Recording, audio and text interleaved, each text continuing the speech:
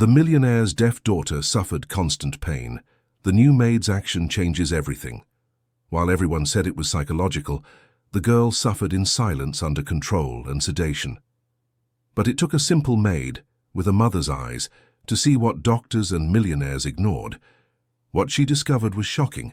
The pain had a name, a cause, and a culprit, and it was inside the house itself. If this story caught your interest, don't forget to subscribe to our channel and let us know what city you're watching from. Now, on with the story. The Sterling Mansion stood atop a hill in one of Greenwich, Connecticut's most exclusive neighborhoods, where century-old trees formed a green canopy that seemed to shield the imposing homes from the world's prying eyes. It was a 1950s construction with immaculate gardens stretching over 5 acres, wrought iron gates that told stories in their decorative scrolls, and a fieldstone facade that had witnessed generations of prosperity and tradition. Here, between Italian marble walls that reflected the soft morning light and Czech crystal chandeliers that hung from high ceilings, like jewels suspended in time, lived the family that commanded one of the largest hotel groups in the country. Every room in that residence told a story. The library had mahogany shelves reaching to the ceiling, filled with first editions and leather-bound books. The grand living room, with its enormous windows overlooking the garden, was decorated with contemporary American art and designer furniture. The white marble staircase, with its polished bronze handrail, led to the second floor, where the family's bedrooms were located. Everything in that house breathed elegance but also loneliness, as if those overly spacious rooms held echoes of happier times that were no more.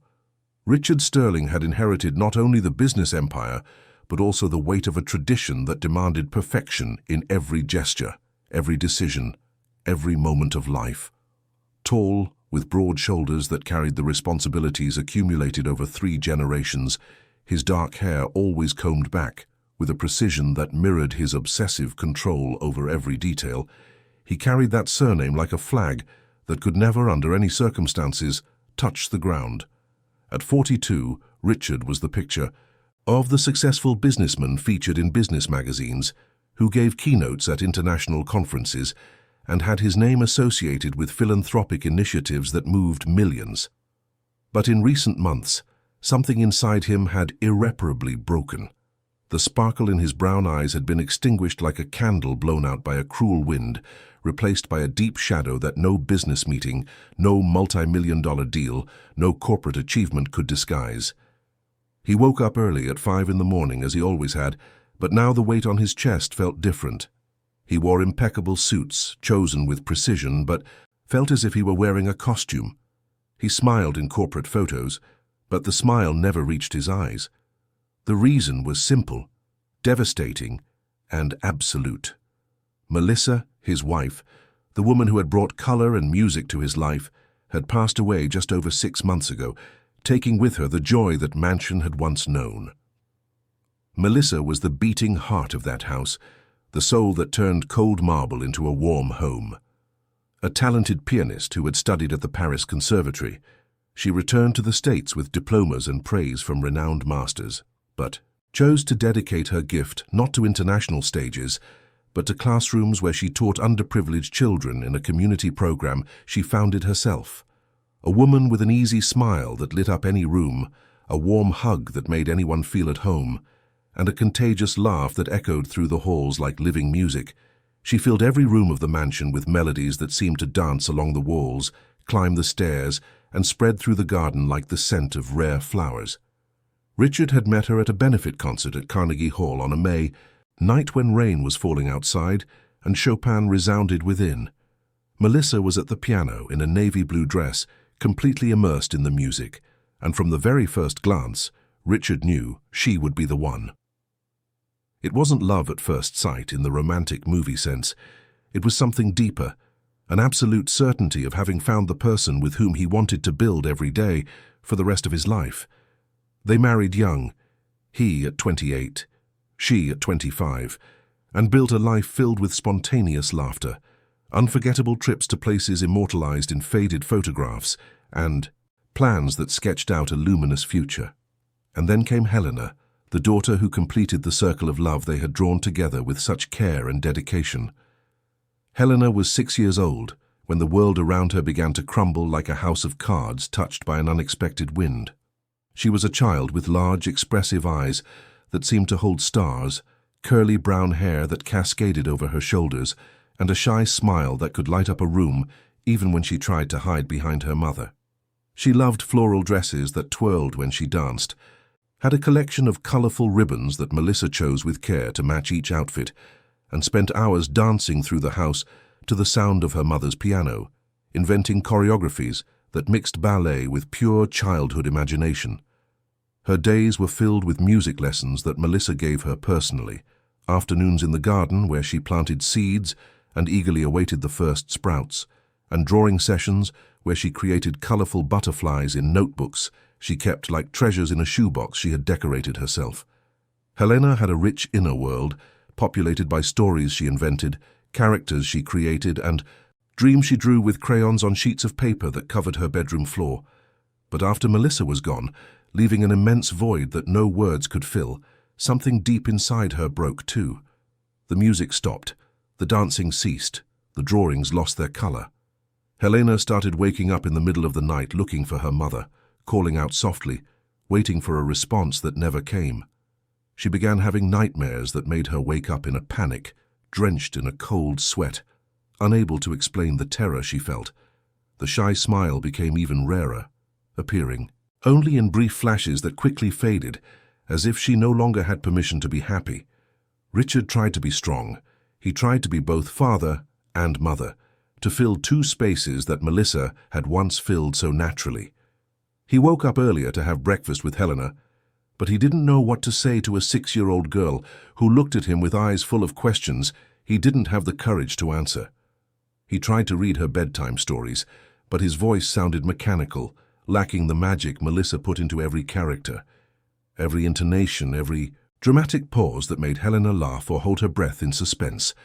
He bought books on childhood grief, consulted with psychologists who gave him advice that seemed to make sense in the office, but fell apart in the practical reality of a child crying in the middle of the night. He tried to maintain the routines Melissa had established, the piano lessons, the afternoons in the garden, but it all felt fake, like a desperate attempt to imitate something that had been genuine and was now irretrievably lost. But the pain was too great, a weight that crushed any attempt at normalcy. Richard found himself waking up in the dead of night, sweating, his heart racing, calling for Melissa in dreams that cruelly dissolved upon waking. He would look at the empty chair at the breakfast table and feel an absence so physical it ached in his chest.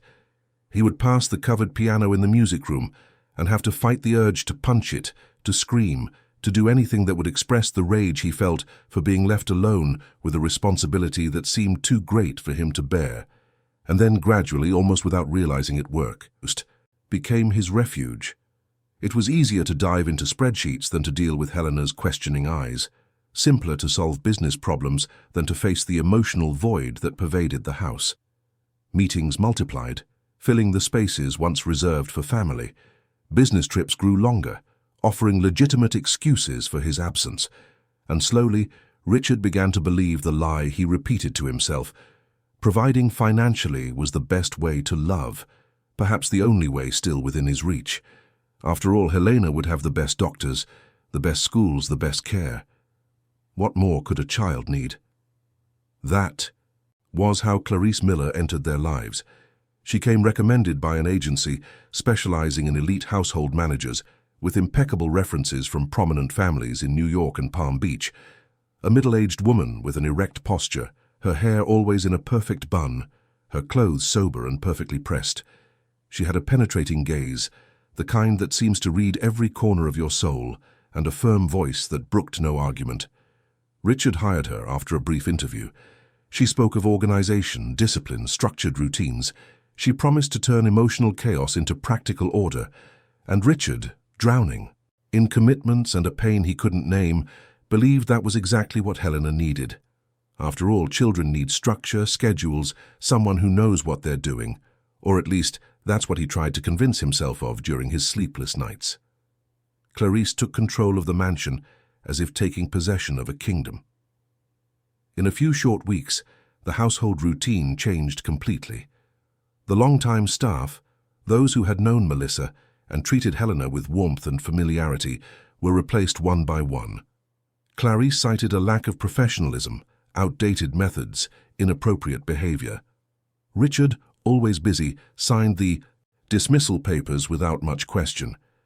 Mrs. Peterson, the cook who had been with the family for 15 years and made the carrot cake Helena loved so much, was the first to go. Clarice argued that the girl's diet needed to be more balanced, supervised by nutritionists, without excesses of sugar or affection disguised as sweets. Then it was George's turn, the gardener who taught Helena how to plant daisies and always had a funny story to tell. Clarice said he distracted the child from her studies and that the garden required more technical care. One by one, the familiar faces disappeared, and with them so did the human warmth that still lingered in that vast house. Helena felt the change, but she didn't know how to express it. She was too young to understand household politics, but old enough to feel when affection is replaced by efficiency. Things really started to change a few months after Clarice's arrival. Helena began to complain of headaches, then dizziness, and then the sharp pains behind her right ear. They were sudden attacks that made her cry, curl up and press her hands against her head as if trying to pull something invisible out. From within, Richard, alarmed, mobilized the best doctors in New York. There were weeks of appointments, tests, MRIs, CT scans, blood work. Renowned neurologists examined Helena from every angle. Child psychologists were called in. Chronic pain specialists joined the team. But no concrete diagnosis emerged. The tests showed nothing. The scans were normal. The results inconclusive. And then came the most terrifying realization of all. Helena was losing her hearing. It was gradual, almost imperceptible at first. Richard would call her name and Helena would take a moment to respond. The television volume started getting louder. Conversations had to be repeated, and the pain worsened with each passing day. More doctors, more tests. World-renowned ENT specialists were consulted. They performed audiograms, tympanometry, auditory brain stem response tests, and they all reached the same baffling conclusion: progressive sensorineural hearing loss of unknown origin. Some raised the hypothesis of an emotional component. The trauma of losing her mother could be manifesting physically. The pains were psychosomatic, they said, a reflection of a child's mind trying to process unbearable grief. Richard clung to this explanation because it made sense. Helena had lost her mother. It was natural for her to suffer. It was understandable that her body would react. And Clarice, always present at the appointments, always with her impeccable posture and meticulous notes, agreed with the doctors. She reinforced that Helena needed stability, routine, discipline, that grief was a long process, and that patience was necessary. Medication became part of Helena's routine. Painkillers for the pain, vitamins for strength, and then came the drops. Clarice explained to Richard that they were recommended by one of the specialists, a complementary treatment to help Helena sleep better, to relax, to cope with anxiety. Richard, trusting the household manager who seemed to have everything under control, authorized it. Helena began receiving the drops on a strict schedule, in the morning before breakfast, in the afternoon before her snack, at night before bed.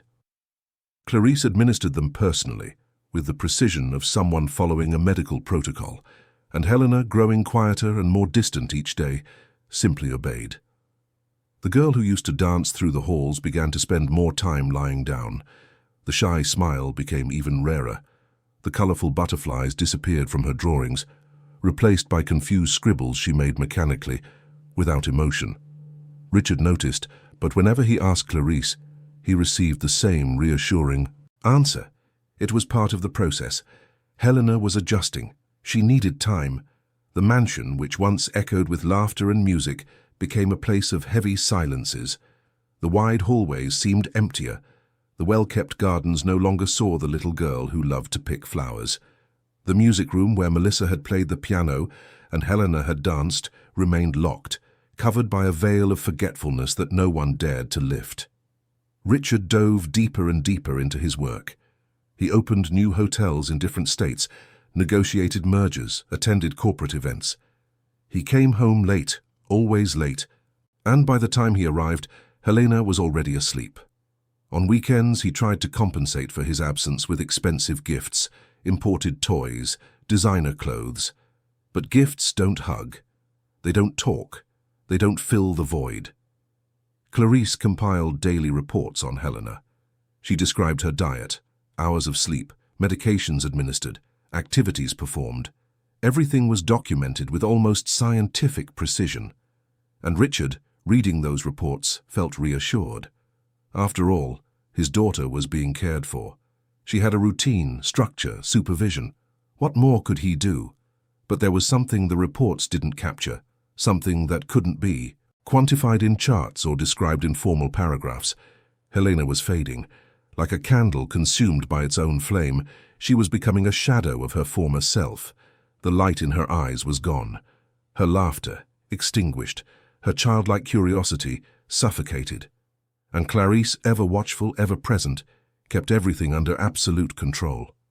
No one entered Helena's room without her permission. No one questioned her decisions. No one dared to interfere. Order had been established, and in that rigid, relentless order, there was no room for affection, for spontaneity, for the human warmth a child so desperately needs. Weeks turned into months, and Helena's condition continued to deteriorate. The pain attacks became more frequent. Her hearing continued to worsen, and the girl, once so full of life, now spent most of her time in a state of lethargy that would have worried anyone paying the slightest attention. But Clarice had an answer for everything, and Richard, drowning in guilt and work, accepted those answers because it was easier than confronting the truth. It was on a rainy September afternoon that something began to shift. Richard was in an important meeting when he received a call from the hospital. Helena had had a seizure during one of her routine tests. He dropped everything, rushed to the hospital, and found his small, fragile daughter connected to machines, with Clarice by her side, serene as ever, explaining to the doctors that this was expected, that Helena had a history of seizures, that everything was under control. But when Richard looked at Helena, something inside him shattered completely. That wasn't his daughter. That frail body, that lost gaze, that absolute absence of light. What was happening? How had they gotten to this point? And for the first time in months, Richard allowed himself to question. That night, he didn't go back to work. He stayed at the hospital holding Helena's small hand, observing every detail of her face, every movement, every breath. And he saw something he hadn't noticed before, something that terrified him and awakened a protective instinct that had been dormant for far too long. Helena wasn't just sick. Helena was being erased. And somewhere far from that silent mansion, in a simpler neighborhood of the same sprawling city, a woman named Sonia was packing her bag. She had just been hired to work as a housekeeper at the Sterling residence. She knew nothing about the family, about the little girl, about the secrets those walls held. But fate, with its peculiar irony, was about to place Sonia exactly where she needed to be. Because sometimes salvation doesn't come from those with the most resources, but from those with the biggest heart. And Sonia, with her observant mother's eyes and her life experience, was about to uncover a truth that would change everything. Days turned into weeks under the meticulous command of Clarice Miller, and the Sterling mansion took on a completely different atmosphere, colder, more controlled, more suffocating, where every movement seemed to be calculated with surgical precision and supervised by eyes that never blinked. The household manager operated like a conductor, leading a silent orchestra, where each note was played at the exact moment she dictated. Each instrument responded to her commands without question or hesitation, and any improvisation was seen as an intolerable affront to the order she had established with an iron fist disguised as professional efficiency and exemplary competence. The changes came in subtle waves, almost imperceptible at first, implemented with a strategy so calculated it seemed part of a long-laid plan. Clarice began by reorganizing the kitchen cabinets, moving dishes that had been there for decades, claiming the previous arrangement was disorganized, inefficient, and unsuitable for a home of that caliber. Then came the staff quarters, the days off, the work schedules, all redesigned according to her personal criteria that no one dared to question. Next were the meal times, established with military precision: breakfast at 7 sharp, lunch at noon, a snack at 3 in the afternoon, dinner at 7 in the evening. No deviation was permitted, no exception considered. If Helena wasn't hungry at the appointed time, the food was taken away, and she would have to wait until the next scheduled meal. The manager also implemented a meticulous documentation system that bordered on obsessive. Every one of Helena's activities was recorded in a black, hardcover notebook with numbered pages divided into color-coded sections, which Clarice kept with her at all times like a doctor carries a stethoscope. Woke at 7:15 a.m. Body temperature measured 97.7 degrees. Bathed at 7:30 a.m. Duration 12 minutes. Refused the strawberry shampoo she used to like. Breakfast at 7:45 a.m. Half a slice of toasted whole wheat bread, a small cup of warm skim milk, 3 medium strawberries quartered. Refused the fresh squeezed orange juice. Facial expression apathetic, verbal interaction minimal. Medication time 9 a.m. sharp. 3 drops of the vitamin compound administered under the tongue, 4 drops of the mineral supplement dissolved in filtered water. No adverse reactions observed in the first 30 minutes. Continuous monitoring until 9:45 a.m. And so the entire day unfolded under Clarice's precise pen, every moment timed to the second, every gesture noted with details that turned a child's life into a succession of cold data. Every detail catalogued as if Helena were a scientific experiment being monitored in a lab and not a 6-year-old girl desperately in need of affection, understanding, and the human warmth that had vanished from her life along with her mother. Richard received these reports weekly, typed on letterhead, organized in burgundy folders that Clarice prepared with the care of someone presenting a corporate project. He would read them quickly, usually at the office between meetings, and feel relieved to see that everything seemed to be under control. His daughter was being fed properly, sleeping well, maintaining a healthy routine. The numbers and facts soothed his guilty conscience, offering the illusion that being physically absent didn't mean being truly absent. But there were signs the reports didn't capture, nuances that no spreadsheet could register. Helena began to wilt like a flower deprived of sunlight. Her movements became slower, as if each gesture required a conscious effort. The light in her eyes gradually faded, replaced by a vacant stare that seemed to fix on something distant, unreachable, lost somewhere no one else could access. The pains behind her right ear started sporadically, like whispered warnings of something terrible brewing in silence. A sharp pang here, quick as lightning. A twinge there, sharp as a thin blade. Helena would instinctively bring her hand to the spot, her small brow furrowed in an expression of discomfort she tried to hide. But when Clarice asked in that tone of voice that tolerated no drama if something was bothering her, she would just shake her head vigorously, having already learned that admitting weakness brought unpleasant consequences. She had learned in those few months that felt like decades in her childlike perception of time that complaining was useless, that expressing discomfort was seen as unacceptable drama, as an inappropriate attempt to get attention, that it was infinitely better to remain quiet, obedient, practically invisible, blending into the walls of the house that had once been her home and now felt more like a luxurious prison where silence was the most valuable currency. But the pain, like all truths we try to hide, did not remain discreet for long. It began to intensify progressively, turning occasional pangs into brutal waves that knocked her down, arriving with increasing frequency until there were no more intervals of peace, only moments of lesser pain interspersed with devastating crises. Helena would wake up in the middle of the night clutching her head with both hands, feeling as if fiery needles were piercing her ear, crying softly in choked sobs so as not to disturb anyone, trying to muffle the moans that threatened to escape her throat, tight with fear and loneliness. Clarice, when called, would administer a painkiller, note it in the notebook and return to her room, leaving the little girl alone in a sea of pain that seemed to have no end. And then came the most frightening realization. Helena began not to respond when called. At first, Clarice thought it was stubbornness, a way of seeking attention, but the tests multiplied and the pattern was confirmed. The girl needed visual cues to realize someone was talking to her. The television volume had to be turned up considerably, Music she once enjoyed now seemed not to reach her. Richard was informed during a quick dinner, one of the rare occasions he was home before 10 at night. Clarice presented the situation with the same objectivity she would use to report any other routine event. "Mr. Sterling, I believe we should schedule an appointment with a specialist. Helena seems to be experiencing hearing difficulties.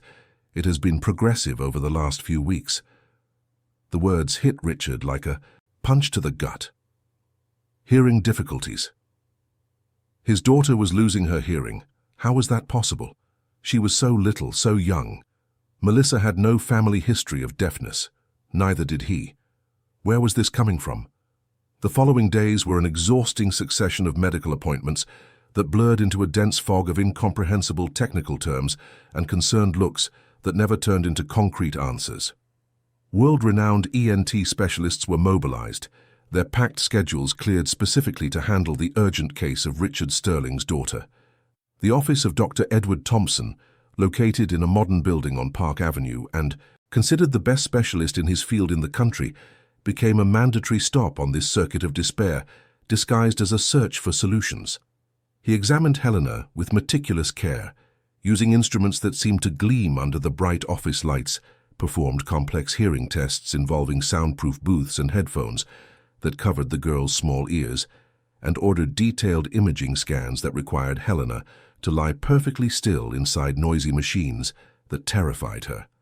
The audiograms showed significant and progressive sensorineural hearing loss in the right ear, with downward-sloping curves that worried the technicians conducting the tests. The high-resolution MRI performed on a state-of-the-art imported machine revealed no structural malformations, no tumors, no anatomical abnormalities that could explain her condition.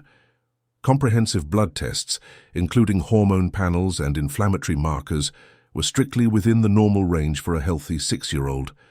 There was no history of serious infections, physical trauma, or exposure to loud noises that could justify the condition. The diagnosis remained a medical mystery that frustrated the most experienced specialists. Pediatric neurologists were consulted, raising the possibility of a rare autoimmune condition. Immunologists came on the scene, ordering batteries of tests that cost a fortune and yielded inconclusive results. Geneticists suggested testing for rare syndromes that could manifest in this way. But nothing fully explained Helena's condition. It was Dr. Robert Hayes, a child psychiatrist with decades of experience, who presented the hypothesis that Richard and Clarice ultimately embraced as truth: emotional trauma manifesting physically. The loss of her mother, so sudden and devastating for such a young child, could be causing somatization. Helena's body was expressing through physical symptoms and emotional pain she couldn't process or verbalize. The sharp pains that afflicted her, a reflection of internal anguish, the progressive hearing loss, an unconscious way of disconnecting from a world that had become too painful. It was an explanation that made sense, that offered a comprehensible narrative for the incomprehensible. And Clarice, always present at the appointments with her notebook and impeccable posture, emphatically agreed with this interpretation. She began to suggest complementary treatments. She had read about a special vitamin compound developed by a renowned doctor in Europe that helped children in the grieving process.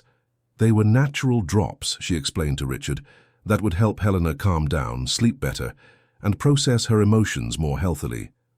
The doctor, consulted by phone, confirmed there were no contraindications. Richard, desperate for any solution that might alleviate his daughter's suffering, authorized it. The drops became part of Helena's routine. Clarice administered them 3 times a day with the precision of a scientific protocol. In the morning, dissolved in fresh orange juice. In the afternoon, mixed into chamomile tea. At night, applied directly under her tongue before bed. And Helena, increasingly lethargic, just opened her mouth and obeyed. The effects were subtle at first. Helena began to sleep more, much more. She woke up late, yawned frequently during the day, and napped in the afternoon. Clarice recorded it all as positive signs. The girl was resting, recovering her energy, allowing her body to heal. But there was something strange about that deep drowsiness, something that went beyond a child's natural fatigue. Helena's movements became slower, almost in slow motion. She sometimes stumbled while walking as if slightly dizzy. Her eyes became glazed, lost on some distant point no one else could see. Her speech, already limited by emotional pain, became even rarer. Entire days would pass without her uttering more than a few monosyllabic words, and the pain attacks worsened, not in frequency, but in intensity. When they came, they were devastating. Helena would writhe, press her hands against her head with force, and whimper softly in a sound that would break anyone's heart. But Clarice maintained her professional calm. She administered painkillers, applied cold compresses, and when nothing else worked, she increased the dosage of the drops so Helena would sleep and no longer feel the pain. Richard witnessed these scenes during his rare appearances at home, always late at night or on rushed weekends. He saw his daughter, pale, too thin, with dark circles under her eyes that didn't belong on a 6-year-old. But when he questioned Clarice, he always received the same reassuring answer. It was part of the healing process. The body was fighting the trauma. It needed time, patience, routine. The doctors had already confirmed there was nothing physically wrong. It was a matter of waiting for her emotional state to adjust. And Richard, drowning in professional commitments that seemed to multiply precisely when he should have been most present, chose to believe. It was easier than confronting the truth that was beginning to whisper in his conscience during his sleepless nights. Something was deeply wrong. The mansion, once full of life and music, had become a silent mausoleum. The hallways echoed only with Clarice's measured steps as she carried out her relentless routine. The garden remained immaculate, but empty of the little girl who used to run among the flowers. The music room remained locked, the piano covered with a white cloth like a shroud. Helena became a mere shadow that moved through the rooms, obedient and silent, like a ghost in her own home. She stopped drawing butterflies. She stopped smiling, even shyly. She stopped being a child, and no one seemed to notice, or if they did, they preferred to believe the convenient explanations Clarice offered with such conviction. It was on a grey October morning that something changed. Richard was preparing for a business trip to Los Angeles when he received an urgent call from the hospital. Helena had fainted during one of the routine tests Clarice religiously took her to. She was being treated in the emergency room. He dropped everything, cancelled the important meeting that would define a multi-million-dollar merger, and rushed to the hospital. He found Helena on a gurney connected to monitors, pale as wax, so small and fragile she looked like she could disappear at any moment. Clarice was by her side, serene as ever, explaining to the doctors that the girl had a history of fainting spells related to emotional trauma, that this had happened before, that everything was under control. But something in the doctor's eyes said otherwise.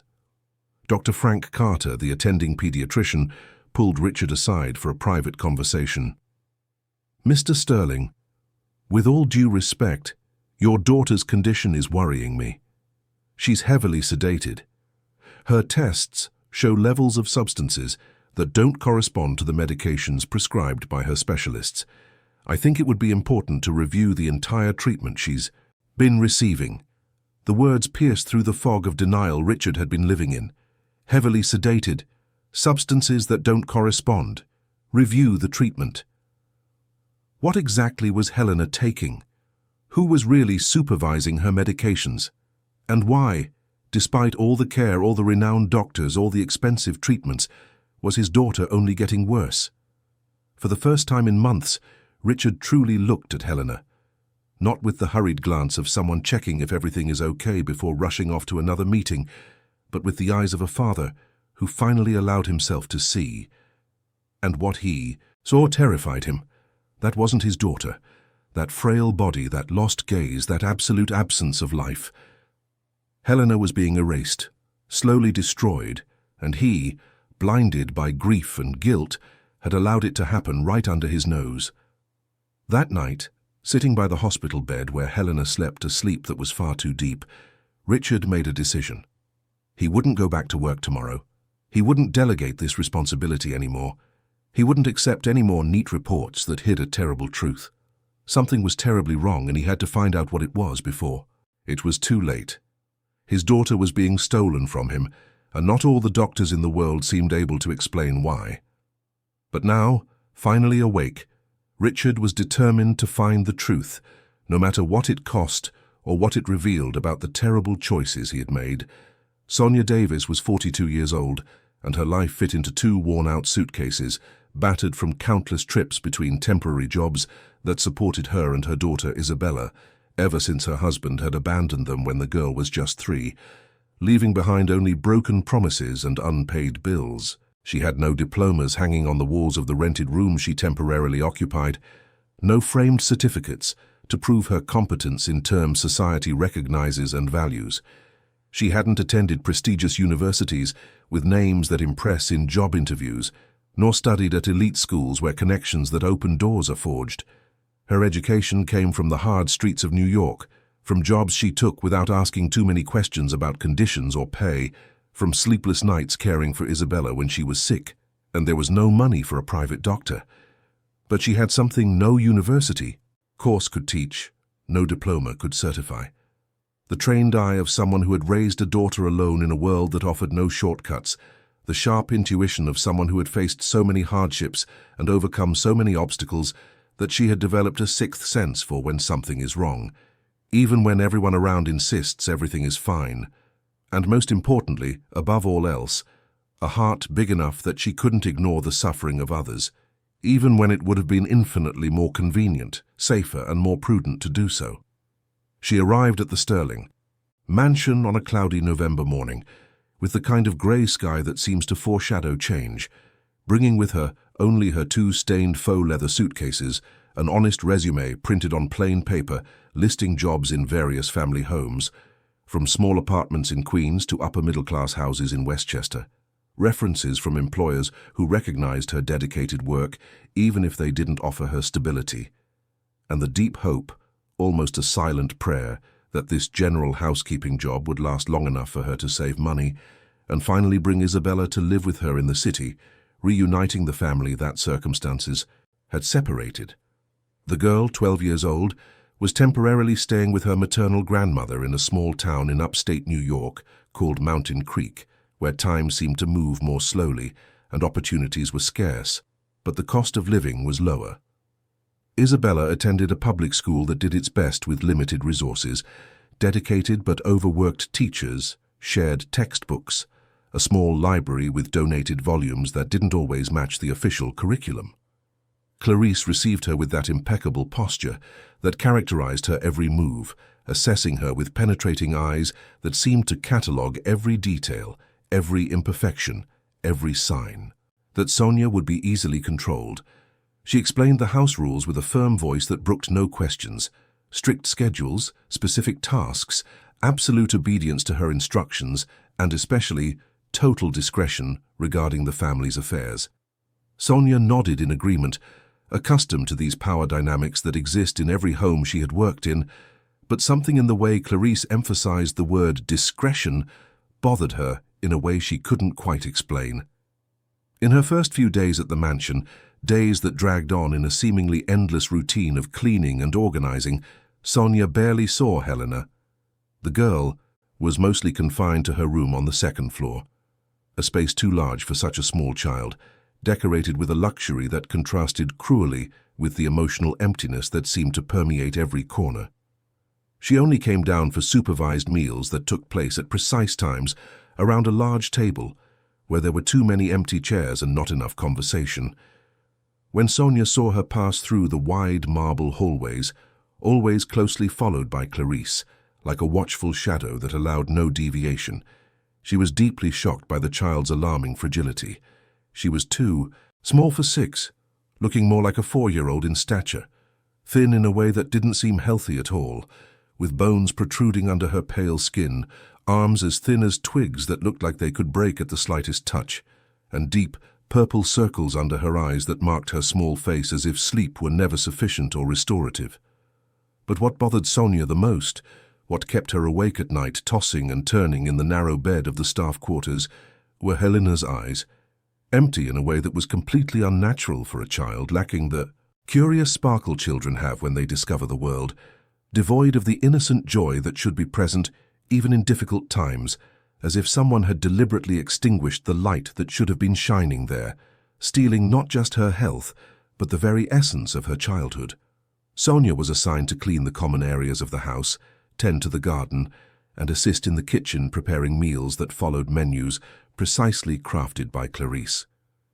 She had, at first, no direct contact with Helena, but even from a distance she began to notice patterns that intrigued her. The girl walked too slowly, as if each step required a conscious effort. She sometimes stumbled on rugs that had been there for years.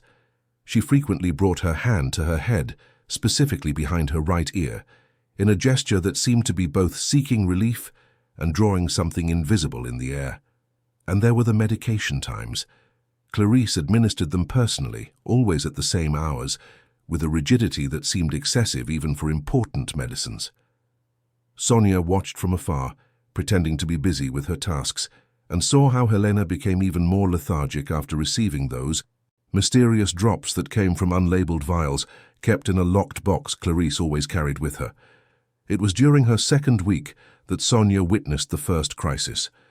She was in the garden pruning the rose bushes when she heard a muffled scream coming from the second floor.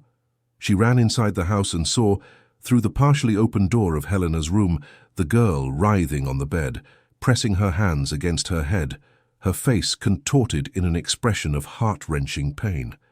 Clarice was by her side, completely calm, preparing a syringe with some clear liquid, and when she noticed Sonia's presence, she shut the door with a sharp movement, leaving her outside to wonder what kind of pain that was and why the household manager seemed so indifferent to the child's obvious suffering. She tried to ask later, carefully, if Helena was okay. Clarice responded with professional coldness that the girl had complex health issues, was under specialized medical treatment, and that Sonia should focus on her own tasks without getting involved in matters that didn't concern her. The message was clear.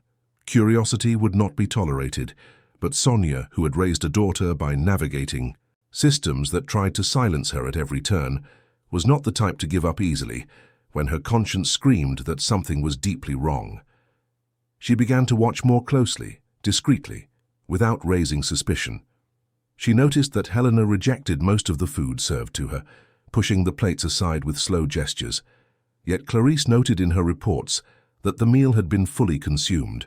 She realized that the pain attacks always came after certain medications, especially the drops Clarice administered 3 times a day. She saw that the girl was trying to communicate something, drawing shapes in the air with her trembling fingers, but no one seemed to pay attention or care about those desperate gestures. And then, on a rainy, late afternoon, the moment that would change everything happened. Clarice had to leave in a hurry to deal with an emergency involving a supplier who had delivered the wrong products, and for the first time since Sonia had arrived, Helena was left alone for a few minutes. Sonia was changing the towels in the hallway bathroom when she heard a soft whimper coming from the girl's room. She hesitated, remembering the warnings about not getting involved. But the mother in her spoke louder than the fear of losing her job. She entered the room and found Helena curled up on the bed, trembling, with silent tears streaming down her pale face. She approached slowly, as one would approach a wounded animal, and asked softly if she could help. Helena looked at her with those empty eyes, and for a moment Sonia thought the girl hadn't even understood. But then, with slow, trembling movements, Helena raised her hand and pointed to her right ear, then drew in the air that strange outline Sonia had seen before, but never understood. Sonia sat on the bed beside her, and with the infinite gentleness of someone holding something extremely precious, yet terribly fragile, with the care of one who knows a sudden move could cause more pain, she gently tilted Helena's head to get a better look at the area the girl was so insistently pointing to. At first glance, in the dim light of the room, she saw nothing particularly abnormal, besides the slight swelling she had expected to find. But when she delicately touched the soft, warm skin behind the ear, at the precise spot Helena had indicated with her silent drawings in the air, she felt something that made her freeze completely, that made her heart pound in alarm. The area was abnormally hot, feverish to the touch, rigid in a way healthy skin should never be, swollen in a way that wasn't visible to the naked eye but was clearly unequivocally palpable under the experienced fingers of someone who had cared for various injuries over years of raising a child. And there was a faint smell, almost imperceptible to anyone who didn't know what to look for, easily dismissed amidst the expensive perfumes that permeated the luxurious house, but unmistakable, absolutely unmistakable to someone who, like Sonia, had treated infected wounds in poor conditions, injuries that wouldn't heal properly due to lack of proper treatment, problems that festered hidden beneath the surface while destroying from within. Her heart raced with genuine panic. This was an infection, without a shadow of a doubt, a deep and established infection, probably present for a considerable time, perhaps months, causing progressive and irreversible damage if not treated properly. How was it possible that with so many renowned doctors consulted, with so many expensive tests performed on state-of-the-art equipment, no one had noticed something so obvious, so palpable, so clearly present, unless no one had actually looked at that specific spot, unless the tests were focusing on the wrong areas, unless someone was deliberately diverting the specialist's attention away from the true cause of the problem. Sonia was about to investigate further when she heard firm footsteps in the hallway. Clarice was back. Quickly, she composed herself, left the room muttering something about checking if Helena needed water, and met the household manager in the hall with that penetrating gaze that seemed to read thoughts. Clarice asked dryly what Sonia was doing there, and she replied in the most natural voice she could muster that she had heard the girl and came to see if she was okay. Clarice thanked her coldly for her concern, but reiterated that Helena's care was exclusively her responsibility and that Sonia should return to her duties immediately. But something had changed. Sonia now knew there was a secret, a truth hidden under layers of professional lies and well-written reports. And more than that, she understood the meaning of those gestures Helena made in the air. The girl was trying to communicate the exact location of her pain, drawing an outline that precisely indicated where the problem was. But since no one was really looking at her, since no one was paying true attention to a child who could barely speak due to constant sedation, those silent cries for help were lost in the void. Sonia spent the following nights awake, thinking, planning. She needed proof before making any accusations. She needed to understand exactly what was happening. But how could she investigate under Clarice's constant surveillance? How could she help Helena without risking her job and, consequently, Isabella's livelihood? The answer came unexpectedly. Richard Sterling, whom Sonia barely knew as he was almost never home, began to appear more frequently. After that day at the hospital, something in him had changed. He came home from work earlier, cancelled trips, spent more time observing Helena, even without knowing exactly what he was looking for. Sonia saw in his eyes the same suspicion that was growing in her own heart, the same feeling that something was terribly wrong, but still had no name or definite shape. It was on a cold December morning that fate, with its peculiar irony, created the opportunity Sonia had been waiting for. The mansion's electrical system, old and recently overloaded by poorly planned modernization work, collapsed. A short circuit in the main panel caused a total blackout that plunged the entire house into darkness at 6 in the morning, when most of the residents were still asleep. Chaos quickly ensued. Clarice tried to control the situation, contacting emergency electricians, checking for damage, organizing candles and flashlights. And it was in this moment of confusion, when the rigid order she maintained was temporarily destabilized, that Helena had her worst crisis yet. Sonia heard the screams, even from the other side of the house, screams of pure, uncontainable pain that tore through the morning silence with desperate urgency. She ran to the second floor, her phone's flashlight illuminating the way, and found Helena on the floor next to the bed, convulsing, her frail body shaking like a leaf in the wind. Clarice was trying to reach her but stumbled in the darkness, searching for the emergency medications she kept locked away. Richard, awakened by the noise, appeared confused and terrified at the bedroom door. And Sonia, without thinking about the consequences, without calculating the risks, acted on the maternal instinct that defined her. She knelt beside Helena, carefully cradling her head to prevent her from hitting it against the floor, and waited for the convulsions to pass. When they finally subsided, leaving the girl exhausted and trembling, Sonia made a decision. With her phone's flashlight focused and her hands shaking more from determination than fear, she examined Helena's ear, while Clarice screamed that she had no authorization, that she should get away immediately, that she was overstepping all boundaries. But Richard, finally present, finally paying attention, ordered Clarice to be quiet, and under the dim light of that flashlight, in a room plunged into the gloom of the blackout, with a suffering child in her arms and a woman trying to stop her from discovering the truth, Sonia saw what would change everything. There, deeply embedded in Helena's ear canal, partially visible only from a specific angle and under direct light, was a small metallic object, oxidized by time and bodily fluids, causing constant inflammation, creating a chronic infection that was stealing her hearing and causing unbearable pain. And from its shape, from the glint even under the rust, Sonia recognized what it was: an earring, a delicate piece of jewelry transformed into an instrument of silent torture. The silence that followed the discovery was more deafening than any scream. Richard stood frozen in the doorway, illuminated by the faint light of the flashlight Sonia held, processing what his eyes were witnessing, but his mind refused to accept.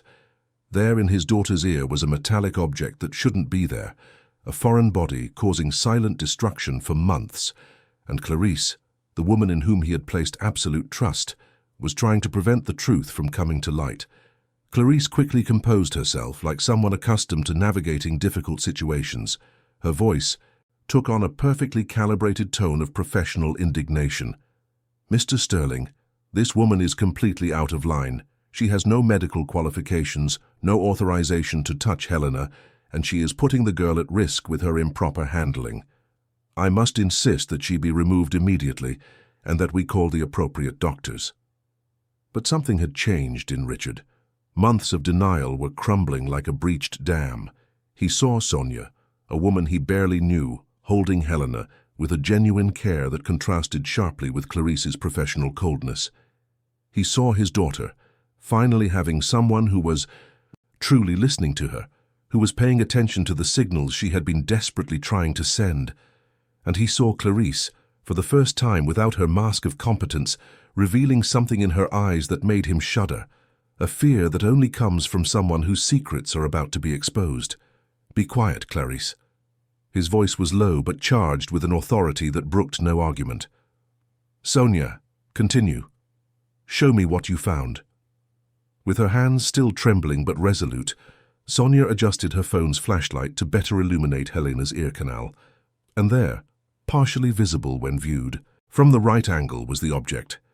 Small, oxidized, embedded in such a way that it seemed to be part of her anatomy.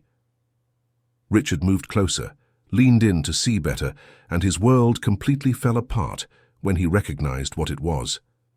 It was an earring. Specifically, it was one of a pair of pearl earrings that had belonged to Melissa, delicate family heirlooms she wore on special occasions. They had disappeared after her death, and Richard had assumed they were stored away somewhere he hadn't yet looked, or perhaps donated along with other things of Melissa's he couldn't bear to look at without feeling the searing pain of loss. But no, the earring wasn't stored away. It was here, inserted deep into Helena's ear, causing a chronic infection, destroying her hearing, and provoking unbearable pain. And suddenly, everything made terrible sense. The progressive deafness wasn't a mystery. The pains weren't psychosomatic. The doctors found nothing because they were looking in the wrong places, misled by the symptoms Clarice carefully presented, by the reports she meticulously fabricated. Richard turned to Clarice, and for the first time in months, he truly saw her. Not the efficient household manager who solved problems. Not the dedicated professional who cared for his daughter, but a woman who had deliberately inflicted suffering on a defenseless child, a woman who had turned grief into opportunity, fragility into control, trust into betrayal. "Explain. Now. How did this get in my daughter's ear?" Clarice tried to maintain her composure, but cracks were beginning to show in her carefully constructed facade. "Mr. Sterling, I don't know what you're talking about. This woman clearly put it there to frame me, to cause trouble. She's new here, has no verifiable references. She's obviously trying to extort the family." But Accusation sounded too desperate, too hastily invented. And Sonia, holding Helena with protective firmness, answered with a calm voice that carried undeniable truth. "I've been here for 2 weeks. This object has been in her ear for months, causing a chronic infection. Any doctor who examines it will confirm that. The oxidation, the scar tissue around it, the timeline of her hearing loss, it will all prove this was done a long time ago, and you know it." The blackout still held the house in semi-darkness. Candles scattered through the hallways cast dancing shadows that seemed like silent witnesses to this moment of truth. Richard sat on the bed next to Helena, took his daughter's small cold hand, and for the first time in months truly looked at her. He saw the signs of oversedation, the frail body resulting from inadequate nutrition, the eyes that had been pleading for help for so long without being heard. And then he asked Helena directly, his voice thick with the emotion he finally allowed himself to feel. "Honey, did Clarice do this? Did she put Mommy's earring in your ear?" Helena, despite being only 6 and clouded by months of sedation, understood that someone was finally asking, that her attempts to communicate would finally be heard. And with a slow but unequivocal nod, she confirmed it. Clarice saw her strategy crumble. She saw years of careful planning unravel in minutes, and something in her broke too. The mask fell away completely, revealing not a competent professional, but a woman consumed by resentments that had fermented into poison over decades. The words poured out in a bitter torrent, a toxic mix of confession and justification. "You have no idea, none of you. Years working for families like yours, always being the invisible one, the one who cleans up everyone else's messes, the one who cares but is never considered part of the family. I saw Melissa with her perfect life, her adoring husband, her beautiful house, her healthy daughter. Everything she had came too easily: beauty, talent, love. While I worked 16 hours a day just to survive." Richard listened in growing horror as Clarice continued, years of envy spilling out like pus from an old wound. "When Melissa died, I saw an opportunity. You were destroyed, vulnerable, needing someone who seemed to have all the answers. It was so easy to take control, so easy to get rid of the old staff who might have questioned me, so easy to make Helena gradually sicker, while everyone believed it was emotional trauma." "And the earring?" Richard's voice was hoarse, barely able to form the words. "Why would you do that to her? She's just a child." Clarice laughed, a joyless sound that echoed through the room like a cracked bell. "Because I could. Because no one was paying attention. You were always working, running from your grief. The doctors saw what I wanted them to see, and Helena, sedated and silenced, couldn't tell anyone. The earring was almost an accident at first. I was organizing Melissa's things, and Helena picked it up, put it in her ear, playing dress-up like her mum.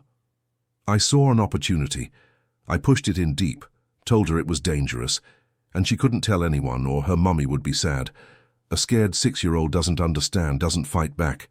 Sonia had to restrain Richard as he took a step forward, his fists clenched, his face contorted in a rage that could have turned violent.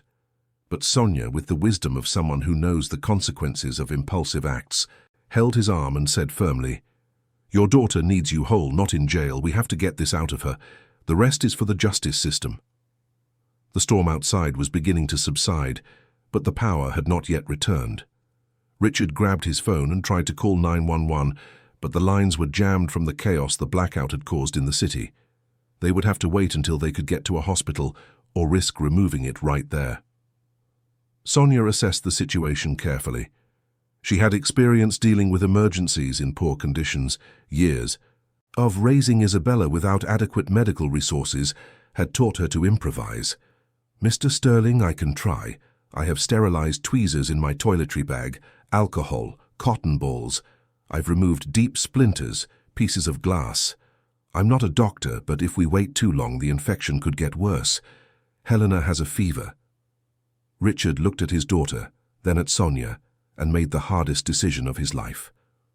"Do it. Please. As carefully as you can." Clarice tried to intervene one last time, but Richard ordered her to sit in a corner of the room, watched by him, while Sonia worked. The household manager obeyed, defeated, the poison finally purged but leaving only ashes where a person once was. Sonia worked with the patience of a saint and the precision of a makeshift surgeon. She sterilized the small tweezers with alcohol, illuminated the area with 2 strategically positioned flashlights, and asked Helena to be the bravest little girl in the world. And Helena, finally having someone who treated her with genuine care, who explained every step, who asked permission before every touch, trusted her. The removal took 20 minutes that felt like hours. The earring was embedded, surrounded, by inflamed tissue that bled at the slightest touch. Sonia had to stop several times to clean the area, to soothe Helena when the pain became unbearable, to take a deep breath and steady her own trembling hands. But finally, with a delicate and precise movement, she managed to extract the object completely. The pearl earring, once delicate and beautiful, was now oxidized, misshapen, and covered in blood and discharge. Sonia placed it in a sterilized container, carefully cleaned Helena's ear with saline solution, and applied an antibiotic ointment she found in the mansion's first aid kit. Helena passed out shortly. After, exhausted from the physical and emotional trauma, Sonia covered her carefully, monitored her vital signs as best she could, and stayed by her side, waiting. Richard held his daughter's other hand, silent tears streaming down his face, years of absence and neglect weighing on him like concrete. Hours later, when the power finally returned and the morning began to break, Helena woke up, and that's when the miracle happened. A distant clap of thunder echoed through the still, cloudy sky, a remnant of the passing storm, and Helena turned her head toward the sound. She had heard it, clearly, in the ear that had been blocked for so long. Her hearing was beginning to return. Richard didn't wait any longer. He scooped Helena into his arms and rushed to the private hospital where she was treated. The doctors were shocked to discover what had happened, horrified by the collective negligence that had allowed it, but relieved that the removal had been successful. They began intensive treatment with powerful antibiotics, anti-inflammatories, and daily ENT follow-ups. And gradually, week by week, Helena began to come back. Her hearing recovered significantly, not completely, but enough for her to hear conversations, music, laughter. The pain ceased. Her body, no longer bombarded by unnecessary sedatives, began to gain weight and energy. The shy smile reappeared, now more frequently. And her eyes, those eyes that had been empty for so long, began to shine again with the light of a reclaimed childhood. Clarice was dismissed immediately.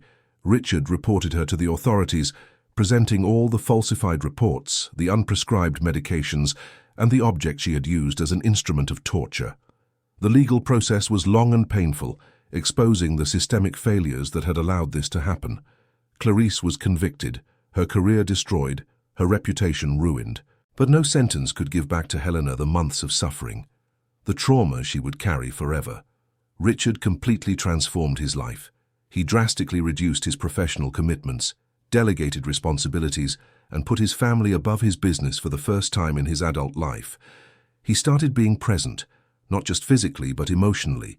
He learned to talk to Helena, to truly listen, to notice the subtle signs he had previously ignored. They began therapy together, father and daughter rebuilding the bonds that had been fractured by grief and absence. And Sonia, the woman no one noticed, who was just another temporary employee, became an essential part of their family. Richard promoted her to house manager, tripled her salary, and when he learned about Isabella's situation, he offered to have the girl come live at the mansion too. For the first time in over a decade, Sonia was able to reunite her family. Isabella arrived, wide-eyed at the enormous house, found a makeshift sister in Helena, and the two, despite their age difference, formed a strong bond built on shared experiences of overcoming adversity. The deformed earring was not thrown away. Richard had it partially restored, preserving the marks of time but returning some of its dignity. It was placed in a glass display case in the living room, not as a reminder of the pain, but as a symbol of the truth that had almost remained hidden forever. A reminder that appearances can be deceiving, that trust without vigilance can be dangerous, and that sometimes salvation comes from the most unexpected places. The mansion, once suffocated by silence and control, began to fill with the sounds of real life. Helena started playing the piano again, hesitantly at first, then with growing joy as she realized she could hear the notes she played. Melissa's melodies echoed through the halls once more, played by the small hands of her daughter, who was learning to honor her mother's memory through music.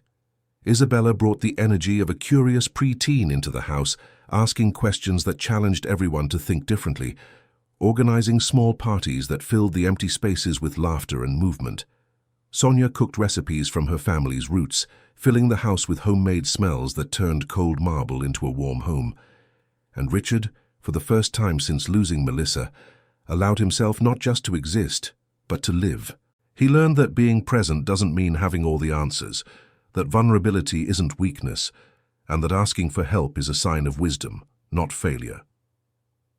He rebuilt his relationship with Helena one day at a time, one hug at a time, one honest conversation at a time. Months later, on a sunny afternoon that contrasted with the stormy morning that had changed everything, Helena was in the garden, planting daisies with Isabella.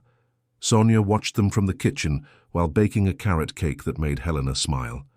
And Richard, arriving home from work early as he always did, now paused at the gate just to watch the simple but profoundly meaningful scene. His daughter was alive, not just surviving but truly alive. She could hear the birds, laugh without pain, run without dizziness, and he was there to witness it, to participate, to be the father he had promised to be when she was born, but had lost along the way to grief and fear.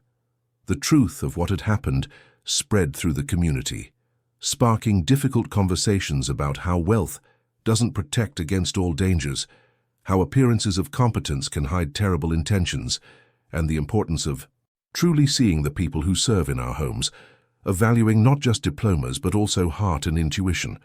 Some families who had previously employed Clarice began to wonder if anything suspicious had happened under their roofs as well.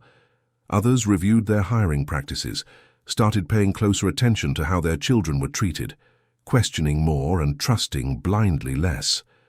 But for Richard, Helena, Sonia, and Isabella, the important thing wasn't changing the whole world. It was rebuilding their world one day at a time. It was learning that family isn't defined by blood alone, but by who stays when everything falls apart.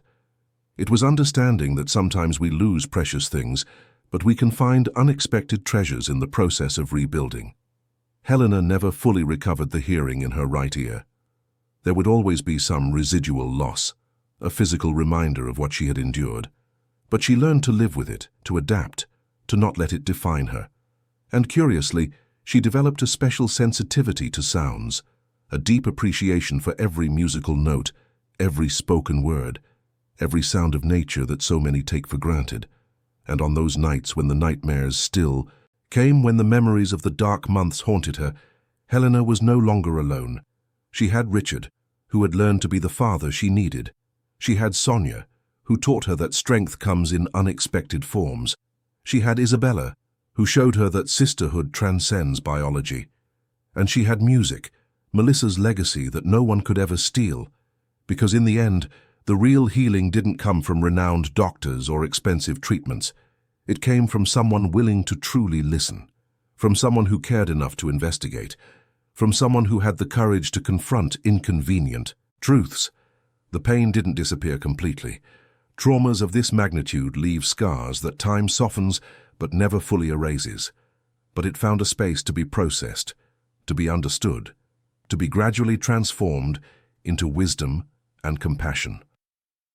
Helena learned that she had survived the worst, and that made her stronger than she ever imagined. Richard learned that it's never too late to change, to be better, to prioritize what truly matters. Sonia learned that her voice had power, that her intuition was worth more than anyone's diploma, that heroes don't always wear capes or make headlines, and they all learned the most important lesson, that the real danger was never the absence of financial resources or access to specialists. It was the absence of someone who truly listens, who truly sees, who truly cares. That sometimes salvation comes not from power or prestige, but from the watchful eye and open heart of someone who was never noticed, who works behind the scenes, whom society often renders invisible, and that in the silence of indifference, a single voice willing to speak, a single pair of eyes willing to see, can make all the difference between suffering and healing, between a lost child and a family found. End of story. Hey listeners, we hope the story of Helena, Richard and Sonia touched your hearts deeply.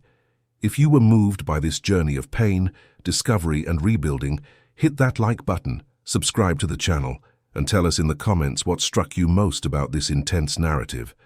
Was it Sonia's courage, Richard's awakening, Helena's resilience?